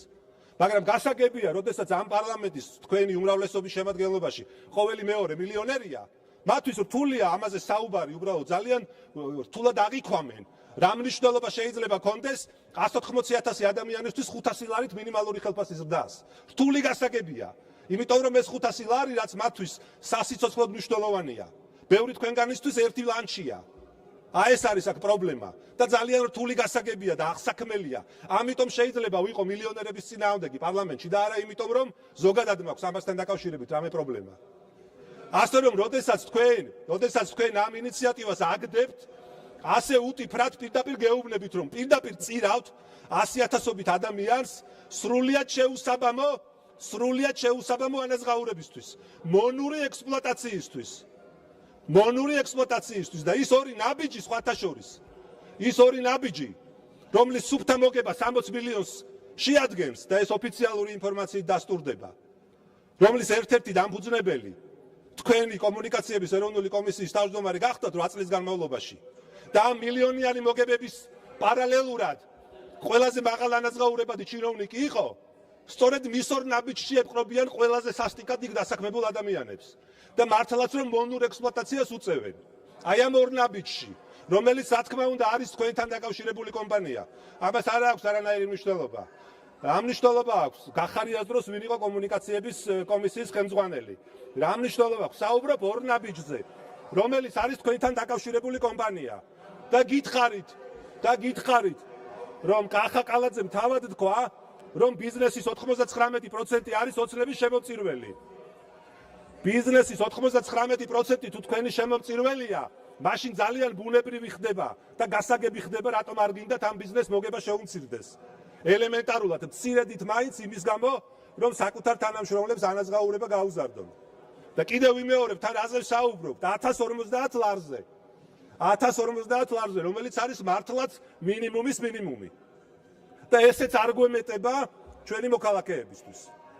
ესეა, ამას ვლაპარაკობ ზუსტად, აი როგორც გესმით და რაც გესმით, სიტყვით ამას ვლაპარაკობ. და ბიზნეს ეკნება იმის საშუალება ვისაუბრე ამაზე, რომ ადაპტირდეს ამ ახალ წესებთან. კარგად მოიკითხეთ, რა ხდება სუპერმარკეტებში,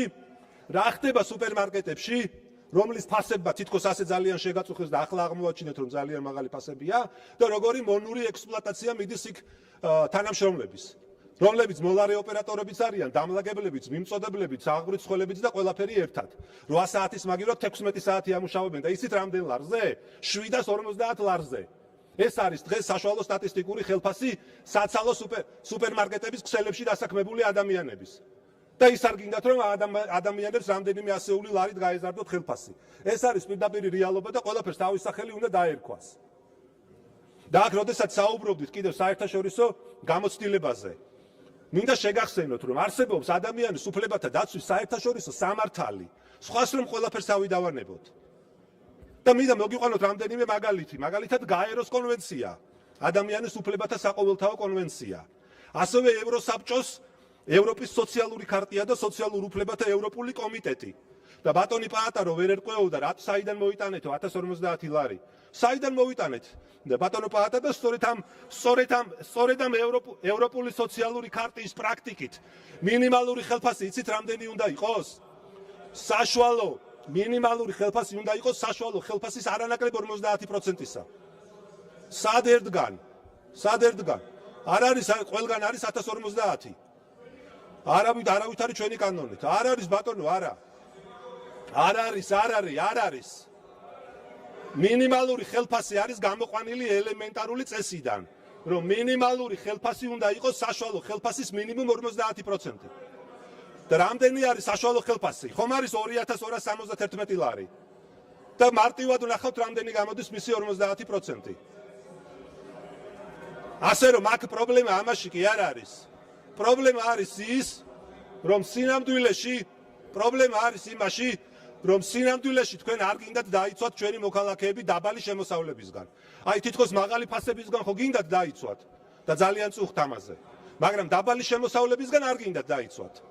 და სინამდვილეში რაც რეალურად შეიძლება გავაკეთოთ, არის რისი ბერკეტიც მართლაც აქვს სახელმწიფოს, რომ დაიცვას საკუთარი მოქალაქეები უკიდურესად დაბალი და შეუსაბამო და ალოგიკური ანაზღაურებისგან. ეს არის ჩვენი ინიციატივა. დანარჩენს ჩვენი მოქალაქეები კარგად ხედავენ, ვინ დგას სიმართლის მხარეს, ვინ დგას სამართლიანი წესრიგის მხარეს, კარგად ხედავენ და ვინ რა ინტერესებს იცავს დღეს ამ დარბაზში. ესეც ყველასთვის გასაგები, ბუნებრივი და ლოგიკური ხდება. ამოიწურა. ერთი წუთი დავუმატეთ. ტარიფი ელექტროენერგიაზე, გაზრდილი ფასები, გაზრდილი გამბაშება ავტომობილებისთვის და ზოგადად გაძვირებული ცხოვრება. და ჩვენი სოციალური პაკეტი არის მინიმალური ხელფასი, გაზრდილი პენსია, გაზრდილი საარსებო მინიმუმი, უმუშევრობის დაზღვევა და ასე შემდეგ. და ეს არის ის სხვაობა ჩვენ შორის. და ამ სხვაობას ჩვენი მოქალაქეები კარგად ხედავენ. და სხვათა შორის ბატონი პაატა აქ პენსიებზე რო საუბრობდა, პენსიებზე ვისაუბროთ, როდესაც პენსიების ზრდის კანონ პროექტით შემოვალთ, მაშინ ესეც კიდევ ერთი დასტურია იმისა, რომ კონკრეტულად საარსებო მინიმუმზე განსაკუთრებული არაფერი ქონდა სათქმელი. ასე რომ მე მიუხედავად ამ წინააღმდეგობისა, რა თქმა უნდა, ამის იმედი სამწუხაროდ არ მაქვს, მაგრამ კიდევ ერთხელ მოგიწოდებთ, რომ ხარი დაუჭიროთ ამ ინიციატივას. სხვა შემთხვევაში ჩვენ ვაპირებთ ახალი ინიციატივით შემოვიდეთ, რომ საქართველოს პარლამენტში შეიქმნას კომისია, რომელიც რეალურად ამ საკითხს გამოიკვლევს და სწორ საკითხი განხილულია. შემდეგი ერთი პროექტი საქართველოს ადმინისტრაციული სამართლებრივი კოდექსის ცვლილების შეტანის შესახებ მოხსენებელი ეკონომიკის და მდგრადი განვითარების მინისტრის მოადგილე ქალბატონი თამარ იოსელიანი და ამის შემდეგ გვექნება კენჭისყრა. მადლობა ბატონო თავმჯდომარე, მოგესალმებით ყველას. საკანონმდებლო ინიციატივის წესით პირველი მოსმენისთვის წარმოგიდგენ საქართველოს კანონის პროექტ საქართველოს ადმინისტრაციულ სამართალდარღვევათა კოდექსში ცვლილების შეტანის შესახებ. როგორც მოგეხსენებათ, 2023 წლიდან ეკონომიკისა და მდგრადი განვითარების სამინისტრომ წამოიწყო ტრანსპორტის სფეროში ერთ-ერთი უნიშნელოვანესი რეფორმა, რომელიც ითვალისწინებს შიდა სახმელეთო წყლებში წყლის შესახებ საქართველოს კანონით გათვალისწინებულ მდინარეები, ტბები და წყალსაცავები მცურავი საშუალებების უსაფრთხოების უზრუნველყოფას. პირველ ეტაპზე 2023 წლის 28 ივნისს მიღებულ იქნა საქართველოს კანონი ტრანსპორტის სფეროს მართვისა და რეგულირების შესახებ საქართველოს კანონში ცვლილების შეტანის თაობაზე. კანონის მიღების ძირითადი მიზეზი გახდათ ის, რომ მოქმედი კანონმდებლობა არ არეგულირებდა შიდა სახმელეთო წყლების ტრანსპორტთან დაკავშირებულ საკითხებს. შესაბამისად, არსებობდა უსაფრთხოებასთან დაკავშირებული რიგი პრობლემები, რაც რისკის ქვეშ აყენებდა ადამიანის სიცოცხლესა და ჯანმრთელობას. ტრანსპორტის სფეროს მართვისა და რეგულირების შესახებ საქართველოს კანონის შესაბამისად, შიდა სახმელეთო წყლების ტრანსპორტის ტექნიკურ მარეგულირებლად განისაზღვრა ეკონომიკისა და მდგრადი განვითარების სამინისტროს სისტემაში შემავალი სიბსაზღვაო ტრანსპორტის სააგენტო. აღნიშნულის გათვალისწინებით 2024 წლის 27 დეკემბერს მიღებულ იქნა საქართველოს მთავრობის 451 დადგენილება საქართველოს შიდა სახმელეთო წყლების ტრანსპორტის უსაფრთხოების წესების დამტკიცების შესახებ, რის საფუძველზეც განისაზღვრა მცურავი სატრანსპორტო საშუალებების, ფლობელთა, ძღოლთა უფლებამოვალეობები, სატრანსპორტო საშუალებების ტექნიკური რეგულირების წესები და პირობები. შესაბამისი კანონქვემდებარე აქტების დამტკიცების გათვალისწინებით მომზადდა წინამდებარე კანონის პროექტი, რომელიც ითვალისწინებს სანქციების დაწესების ისეთ მოთხოვნების დარღვევებისთვის, რაც ამ ეტაპზე არ არის გათვალისწინებული. შესაბამისი საჯარიმო სანქციები წესდება შემდეგ დარღვევებზე. სატრანსპორტო საშუალების მართვა, შიდა სახმელეთო წყლების სახელმწიფო რეესტრში რეგისტრაციის, სატრანსპორტო საშუალების სახელისა და სარეგისტრაციო ნომრის აღნიშვნის გარეშე ან შეჩერებული რეგისტრაციით. შიდა სახმელეთო წყლებში ნაოსნობის წესების დარღვევისთვის, შიდა სახმელეთო წყლების სატრანსპორტო საშუალებების ტექნიკური ინსპექტირების განხორციელების უფლებამოსილების მქონე აღიარებული ორგანიზაციის მიერ ისეთი მართლსაწინააღმდეგო ქმედების ჩადენა, რომელმაც გამოიწვია ან შესაძლოა გამოიწვიოს სატრანსპორტო საშუალების ქონების, გარემოს ან ტვირთის დაზიანება, შიდა სახმელეთო წყლებში ნაოსნობისა სატრანსპორტო საშუალებებზე სახანძრო უსაფრთხოების დადგენილი წესების დარღვევა. ამასთან მოცემული კანონპროექტი ითვალისწინებს ჯარიმების დაწესებას საქართველოს შიდა საზღვაო წყლებში ტერიტორიულ ზღვასა და ხმელეთზე განთავსებული სანავიგაციო ნიშნების დაზიანებისთვის. გთხოვთ მხარდაჭერას. მადლობთ, კითხვები არ არის, გამოსასურველები არ არიან, დასკვნის სიტყვა თუ გსურთ? არა, დიდი მადლობა. მადლობთ, საკითხი განხილულია. მეგობრებო, გთხოვთ, ყველას შემოხვიდეთ დარბაზში, დავიწყებთ კენჭისყრას.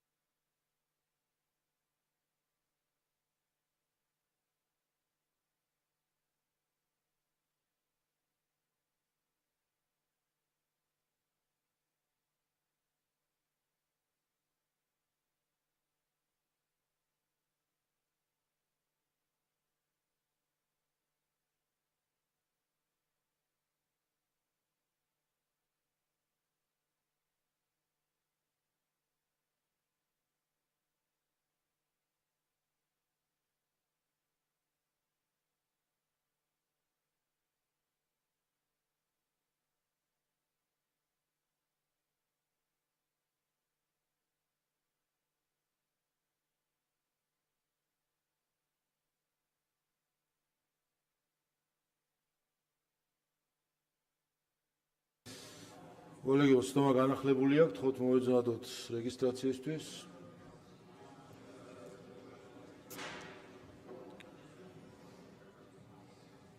გთხოვთ ჩართოთ რეგისტრაციის რეჟიმი. ყურადღება მიმდინარეობს რეგისტრაცია.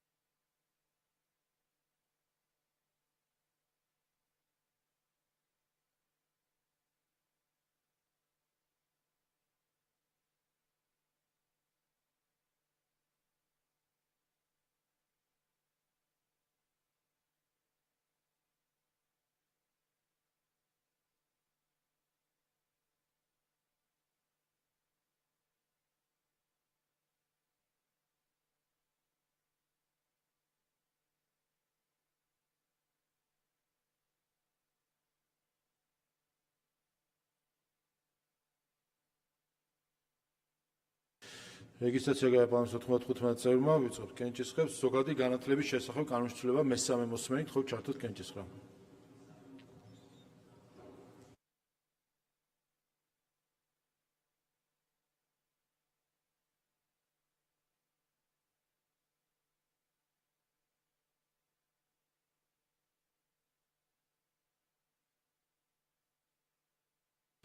ოთხმოცდაშვიდი მომხრე, 0 წინააღმდეგი, კანონი მესამე მოსმენით მიღებულია. დაზვერვის სააგენტოს შესახებ კანონშეცვლილება მესამე მოსმენით, გთხოვთ ჩართოთ კენჭისყრა.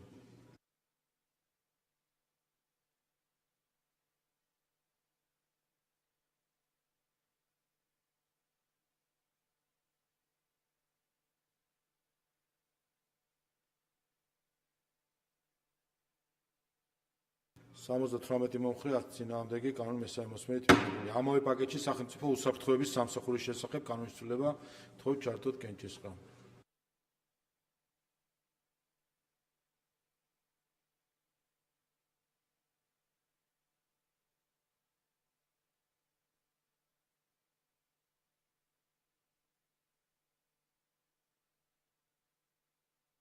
სამოცდათვრამეტი მომხრე, 11 წინააღმდეგი, პაკეტი მესამე მოსმენით მიღებულია. შემდეგი ადამიანის სისხლისა და მისი კომპონენტების ხარისხისა და უსაფრთხოების შესახებ კანონშეცვლილება მესამე მოსმენით, გთხოვთ ჩართოთ კენჭისყრა.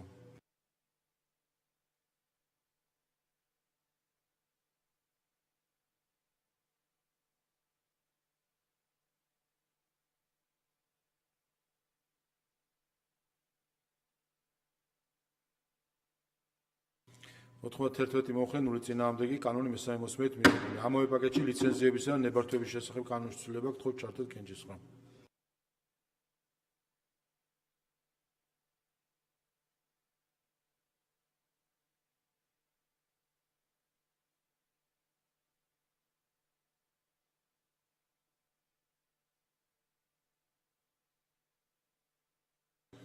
ოთხმოცდაოთხი მომხრე, 0 წინააღმდეგი, კანონი მესამე მოსმენით მიღებულია. ამავე პაკეტში ჯანმრთელობის დაცვის შესახებ კანონშეცვლილება, გთხოვთ ჩართოთ კენჭისყრა.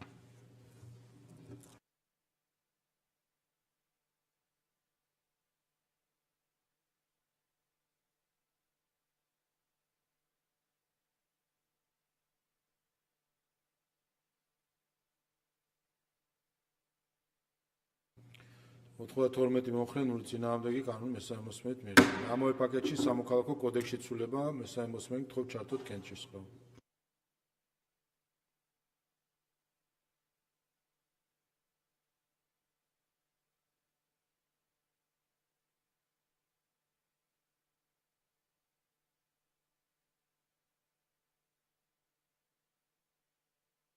ოთხმოცდახუთი მომხრე, 0 წინააღმდეგი, კანონი მესამე მოსმენით მიღებულია. ამავე პაკეტში საგადასახადო კოდექსში ცვლილება, გთხოვთ ჩართოთ კენჭისყრა.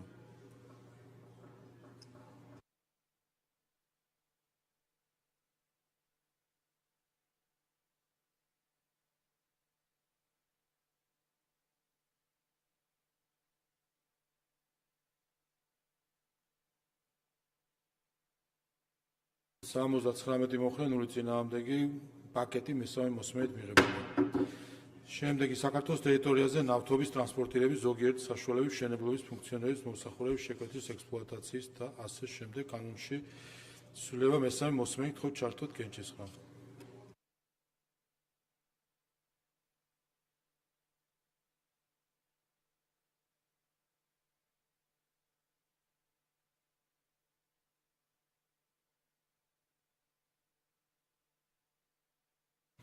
სამოცდათვრამეტი მოხრე, 0 წინააღმდეგი, კანონ მესამე მოსმენით მიღებულია. საქართველოს საგადასახადო კოდექსში ცვლილება მესამე მოსმენით თხოვთ ჩართოთ კენჭისყრა.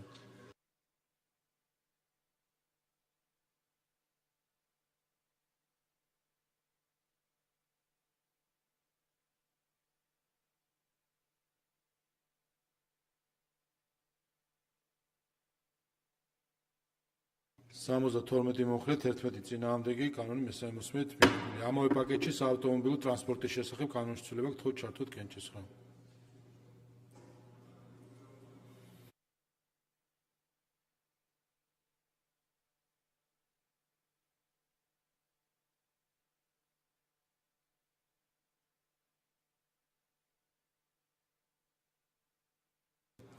სამოცდათერთმეტი მოხრე, 11 წინააღმდეგი, პაკეტი მესამე მოსმენით მიღებულია.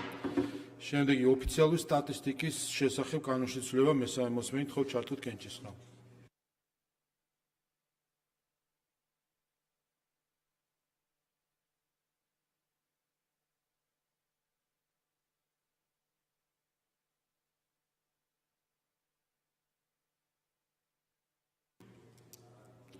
სამოცდათვრამეტი მოხრე, 11 წინააღმდეგი, კანონი მესამე მოსმენით მიღებულია.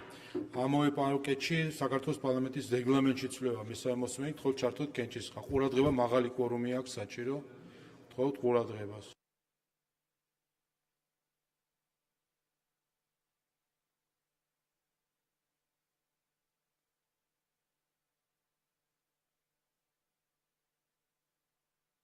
ოთხმოცდაერთი მოხრე, 11 წინააღმდეგი, პაკეტი მესამე მოსმენით მიღებულია. შემდეგი კორუფციის წინააღმდეგ ბრძოლის შესახებ კანონში ცვლილება მესამე მოსმენით თხოვთ ჩართოთ კენჭისყრა.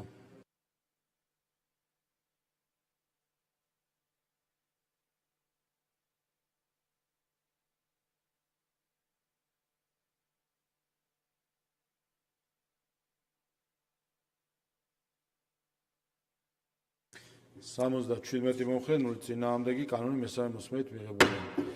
შემდეგი გახლავთ ფრაქცია საქართველოსთვის ინიციატივები, კოლეგებს ვთხოვთ ყურადღებას ამ მხრივ.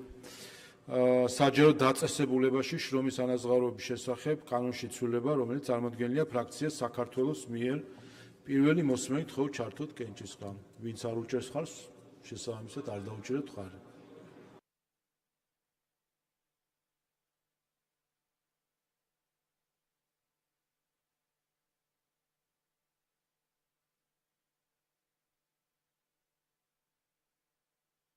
ოცდასამი მოხრე, 15 წინააღმდეგი, პროექტი მხარდაჭერილი არ არის. შემდეგი ასევე ფრაქცია საქართველოსთვის მიერ კოლეგებო, ფრაქცია საქართველოსთვის მიერ წარმოდგენილი პროექტი ორგანულ კანონში შრომის კოდექსში ცვლილების შეტანის შესახებ პირველი მოსმენით თხოვთ ჩართოთ კენჭისყრა.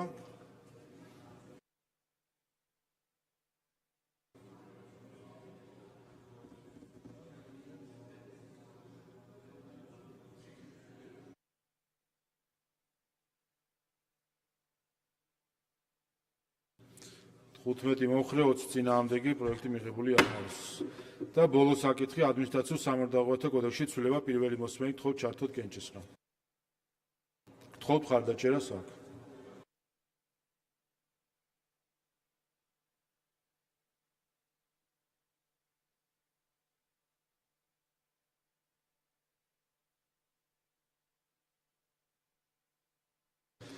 ოთხმოცდასამი მოხრე, 0 წინააღმდეგი, პროექტი პირველი მოსმენით მიღებულია. კოლეგებო, ამით მიმდინარე კვირის დღის წესრიგი საკითხები ამოიწურა, ხვალდაზე პლენარული სხდომები არ იქნება, საკომიტეტო საქმიანობას მიეძღვნება მიმდინარე და მომავალი კვირა.